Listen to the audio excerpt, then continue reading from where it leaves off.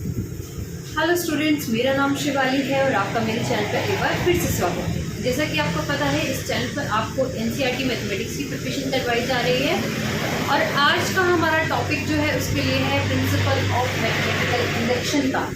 इससे पहले हमारा ट्रिग्नोमेट्री का चैप्टर कंप्लीट हो चुका है। आई होप ये चैप्टर देखने से पहले आप ट्रिग्नोमेट्री का चैप्टर कंप्लीट करें। So without wasting our time, let's start. ये है हमारा प्रिंसिपल ऑफ मैथमेटिकल इंडक्शन। ये बहुत बड़ा चैप्टर नहीं है हमारा ट्रिग्नोमेट्री की तरह। ट्रिग्नोमेट्री काफ़ी बड़ा चैप्टर था, ये छोटा सा चैप्टर है, तो जितना भी इसके की पॉइंट्स और मेन क्वेश्चंस रहेंगे वो मैं आपको करवा दूँगी। ये हमारा जो प्रिंसिपल ऑफ मैथमेटिकल इंडक्शन है, ये हमारा रीजनिंग बताता है, जो कि मैथमेटिकल और साइंटिफिक कंक्लूजन हमारे सामने लाता है। दो तरीके से हम ये कंक्लूजन निकाल सकते हैं, एक तो डिडक्शन प्रोसेस से और एक इंडक्शन प्रोसेस से। अब ये डिडक्शन प्रोसेस क्या होता है?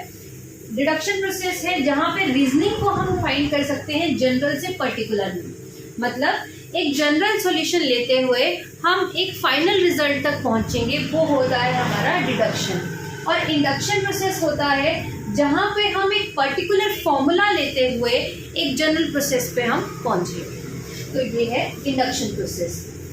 प्रिंसिपल ऑफ मैथमेटिकल इंडक्शन निकालने के लिए हमारे कुछ वर्किंग रूल है, जो तीन हमारे मेन स्टेप होते हैं। पहला स्टेप होता है उसको वेरीफाई करने का स्टेप। तो हम वेरीफाई कैसे करते हैं? हम n = 1 पुट करते हैं और इसको वेरीफाई करते हैं। क्लियर? सेकेंड प्रोसेस होता है अजम्पशन का स्टेप। मतलब जैसे वो प्रूव हो गया n = 1 के लिए, या आप एक और स्टेप n = 2 करना चाहते हैं, जब वो प्रूव हो जाता है तो उस प्रूव होने के बाद हम अपने अजम्पशन के हिसाब से एक फॉर्मूला जो है उसमें बना देते हैं कि n = m में हमने वो फॉर्मूला बना दिया और m कोई भी पॉजिटिव इंटीजर होना चाहिए। क्लियर? तीसरा है इंडक्शन स्टेप। इंडक्शन स्टेप मतलब अगर वो सीरीज, अगर जिस तरह से देखो ये वाली सीरीज दे रखी है, ये वाली सीरीज दे रखी है, अगर वो सीरीज n = 1 के लिए प्रूव है, n = m एक फॉर्मूला बना रही है, तो वो n = m+1 के लिए भी प्रूव होनी चाहिए। क्लियर है? तो ये है हमारे 3 वर्किंग। इस प्रिंसिपल ऑफ मैथमेटिकल इंडक्शन का कुछ ड्रॉबैक भी है हमारे पास। 2 ड्रॉबैक है। पहला ड्रॉबैक है applicable for positive integers only. ये सिर्फ और सिर्फ पॉजिटिव इंटीजर्स के लिए ही एप्लीकेबल है, जैसे आपको यहाँ बताया।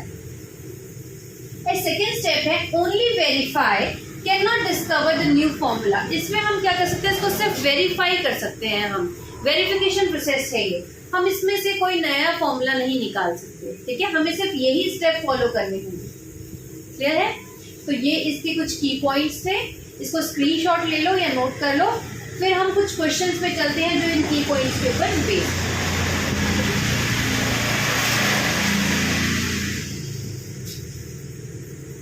क्वेश्चन हमारा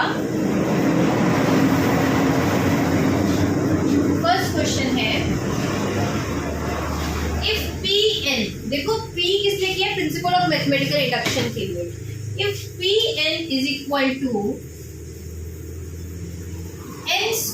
+ 1 है, n² + n है और n कोई और टर्म है, तो हमने ये प्रूव करना है कि ये जो P ऑफ n है, ये P ऑफ n+1 के लिए भी वैसे ही सेम चलेगा, और ये जो P ऑफ n है ये प्रूव होना चाहिए सारे के सारे नेचुरल नंबर्स की। ठीक है, तो क्या होगा? हम यहाँ पे वही प्रोसेस करेंगे। P ऑफ 1 कर दिया, तो P ऑफ 1 जब हमने डाला, देखो हम और टर्म ही डाल रहे हैं, तो 1² + 1 तो 2 आ गया। तो ये तो 2 आया, इसका मतलब ये और नहीं आया, तो ये तो एप्लीकेबल नहीं है, इज नॉट ऑड, या n इज इवन। ठीक है, P ऑफ n को अगर हम m पुट करते हैं तो ये भी वही आएगा, क्योंकि ये 1 ऐसा आया है। अगर हम 2 पुट कर लेते हैं, फॉर एग्जाम्पल 2 पुट कर लेते हैं, 2² + 2 4 + 2, ये भी 6 इवन ही आएगा। लेकिन हमने तो ऑड बोला है प्रूव करने के लिए। P ऑफ 3 3² + 3 3 3 9 10 11 12, ये भी इवन है। मतलब अगर ये ऑड हो या इवन हो, वैल्यू इस केस में हमेशा इवन ही आएगी। अब इसने कहा सेम प्रोसेस m+1 के लिए होगा।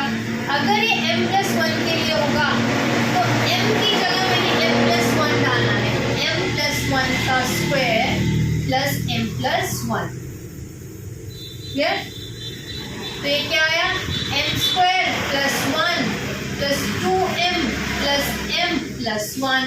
क्या आया सॉल्व करके, m² प्लस 3m प्लस 2। इसको सॉल्व करेंगे और यहाँ पे m की वैल्यू क्या आएगी, देखो m की वैल्यू आ जाएगी यहाँ पे -2 -1। लेकिन ये एप्लीकेबल नहीं होगा। क्यों एप्लीकेबल नहीं होगा? क्योंकि एक तो ये वाली टर्म जो है वो इवन आ गई और दूसरा ये नेगेटिव इंटीजर्स बता रहे हैं। लेकिन हमने अभी पढ़ा कि m हमेशा पॉजिटिव इंटीजर होना चाहिए।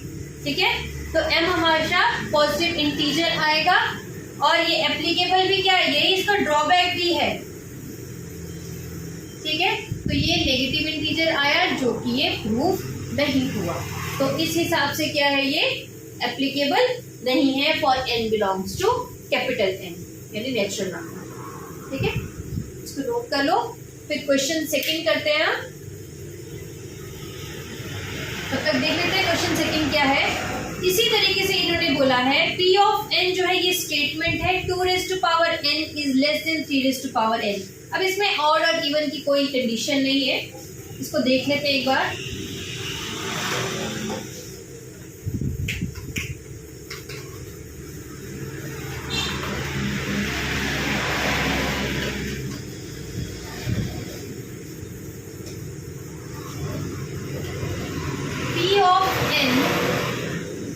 ये स्टेटमेंट दे रखी है when 2n is less than 3n। आपको पता है फर्स्ट स्टेप क्या करते हैं हम, 2n is less than 3n। क्या ये एप्लीकेबल हो रहा है, 2 is less than 3, तो ये ट्रू। क्लियर? उसी तरीके से ये एक रूल बना देता है where 2m is less than 3m। हमेशा आप 2 पुट करो m की वैल्यू तो 4 is less than 9 होगा, 3 पुट करो तो 8 is less than 27 होगा। तो ये हमेशा एप्लीकेबल है। तो ये एक रूल बना देता है, एक अजम्पशन बन गई हमारी, अज्यूम किया हम। वैसे ही थर्ड स्टेप में 2m + 1 is less than 3m + 1। जब ये इसके लिए एप्लीकेबल है तो ये इसके लिए भी एप्लीकेबल होगा, फिर m is पॉजिटिव इंटीजर आएगा। आप पुट कर दो m की वैल्यू 1 तो भी वही होगा, 2 3, तो हमेशा क्या आएगा, एप्लीकेबल होगा और m हमेशा पॉजिटिव इंटीजर यूज करेगा। क्लियर? मेन है आपका फर्स्ट स्टेप प्रूव हो रहा है तो उसके बाद ये दोनों स्टेप प्रूव हो जाए। इजी क्वेश्चन है बिल्कुल। और इसमें प्रूफ भी आपको देखो, जो बच्चे 11th में है उनके लिए प्रूफ भी सिर्फ इसी तरीके से दिया हुआ है। बीच में जो स्टेटमेंट यूज किया, स्टेटमेंट आप खुद लिख लेना, मैं आपको सिर्फ समझा रही हूँ कि किस तरीके से लिखना है, किस तरीके से क्वेश्चन सॉल्व करना। ठीक, नेक्स्ट है हमारे पास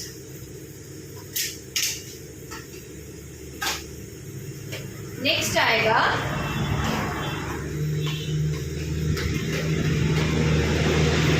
p ऑफ n अगर 1 + 2 + 3 and so on up to n ये दे रखा है, n जो है नेचुरल नंबर है, तो किस तरीके से इसको प्रूव करेंगे। क्वेश्चन नंबर 3 स्टेप सेम रहेंगे।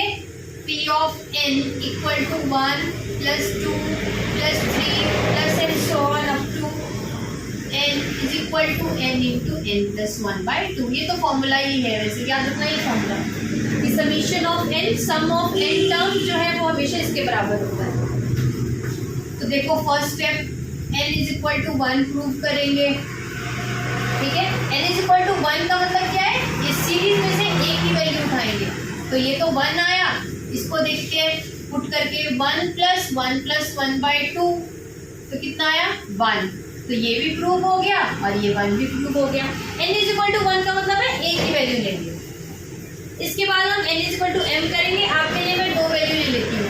n is equal to 2 है मतलब सम ऑफ 2 टर्म्स, तो ये 2 ले ली, 1 + 2 यानी 3 और यहाँ पे 2 पुट किया, 2 × 3/2 तो आ गया ना 3। तो ये इसके लिए प्रूव है। तो इसका मतलब अगले 2 स्टेप भी हमारे प्रूव हो जाएंगे। मतलब m is equal to m into m + 1/2। m का आएगा 1 + 2 + 3 and so on up to m। मतलब हमने इसका फॉर्मूला कर देंगे m इक्वल टू m कैसे 1 + 2 + 3 and so on to m equal to m into m + 1/2। फिर थर्ड स्टेप में हमने क्या करना है, थर्ड स्टेप में ये हमारा किसके बराबर प्रूफ होना चाहिए 1 + 2 + 3 and so on to m + 1। अब यहाँ पे m + 1 आएगा इक्वल टू m + 1, m की जगह m + 1, m + 2 की जगह m + 1 + 1/2, यानी हमारा आना चाहिए m + 1 इंटू m + 2/2। ठीक है, तो अभी कैसे आएगा, हम क्या करेंगे, इसको और इसको ऐड करते हैं m इंटू ये जो सेकेंड स्टेप का रिजल्ट आया प्लस m + 1। अब देखेंगे क्या ये इसके बराबर आता है या नहीं, इसको प्रूव करेंगे। तो ये आ जाएगा m into m + 1 + 2 times m + 2। ठीक है, तो ये आ गया m into m + 1 + 2 times m + 1। m + 1 को कॉमन ले लो, m + 1 इंटू m + 2 और डिवाइड बाय 2 ये है आगे। तो अगर हम लास्ट स्टेप का ये लेफ्ट हैंड साइड वाली वैल्यू और सेकेंड स्टेप की राइट हैंड साइड वाली वैल्यू को देखते हैं तो हमारे पास थर्ड का प्रूफ आ जाता है। अदरवाइज हम थर्ड स्टेप डायरेक्ट भी कर सकते हैं, पर अगर हमने प्रूफ करना है कि ये सच में इसके बराबर है तो हम क्या करेंगे, थर्ड स्टेप जो हमारा इंडक्शन स्टेप है उसका हम क्या करेंगे, m + 1 टर्म यानी लास्ट टर्म लेंगे और इसकी हम क्या करेंगे, सेकंड का अजम्पशन वाला रिजल्ट लेंगे राइट हैंड साइड। और ये अगर थर्ड के बराबर आ जाता है, थर्ड के राइट हैंड साइड के, तो ये प्रूफ। क्लियर। नेक्स्ट क्वेश्चन है हमारा इसी तरीके का है, अगर हमारे पास यहाँ n नेचुरल नंबर है 1² + n + 2² and so on to n², तो नोट कर लो या स्क्रीनशॉट ले लो।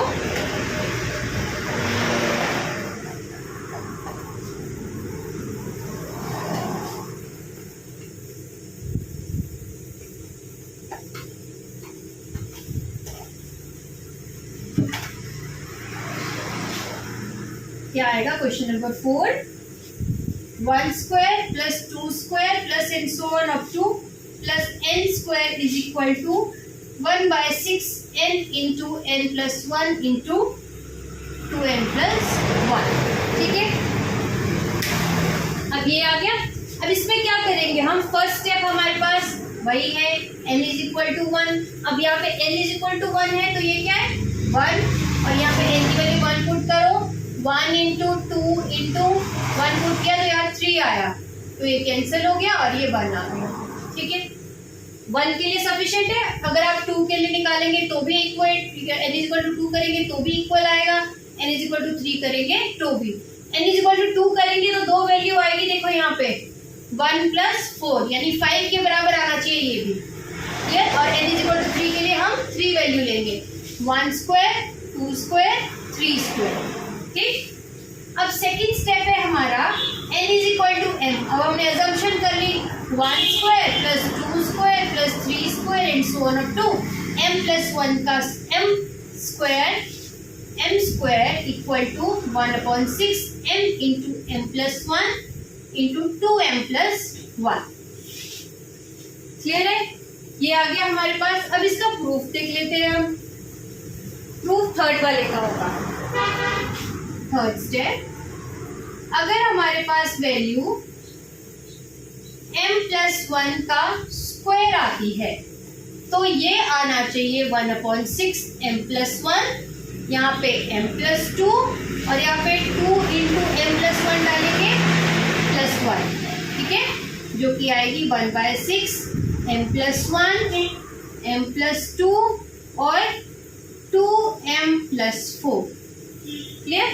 अब ये प्रूव कर सकते हैं कैसे, इसको और इसको ऐड करके कर लेते हैं। अगर हमने प्रूव करना है तो m + 1 का square plus 1/6 m into m + 1 into 2m + 1। ठीक है, कर लेते हैं। यहाँ पे हमारे पास m + 1 कॉमन आ गया और यहाँ अंदर रहा 6 times m + 1 plus into 2m plus 1, ठीक है, divide by 6। Clear? m plus 1 as it is रहा, ये आ गया 6m plus 6 plus 2m square plus m upon 6, ठीक है। फिर आ गया m plus 1 into 2m square plus 7m plus 6 upon 2। इसको फैक्टराइज करेंगे, क्या आना चाहिए फैक्टराइज करके हमारे पास? 6 to 12 और सम करके 7 आना चाहिए। इसको फैक्टराइज करो और आपके पास आंसर आ जाएगा, ठीक है। ये आपको प्रूव करके देना, फैक्टराइज करके हमारी वैल्यू आ जाएगी। क्लियर है? तो इसी तरीके के क्वेश्चन आते हैं 11th क्लास के बच्चों को। तो ये आपका फर्स्ट पार्ट रहा है और थोड़ा पार्ट और बचा है। सेकंड क्लास तक आई होप आपका ये वाला चैप्टर कंप्लीट हो जाएगा, ठीक है। सो अगर आपको कंटेंट अच्छा लगा हो तो प्लीज़ लाइक करें, शेयर करें, सब्सक्राइब करें। Thank you so much.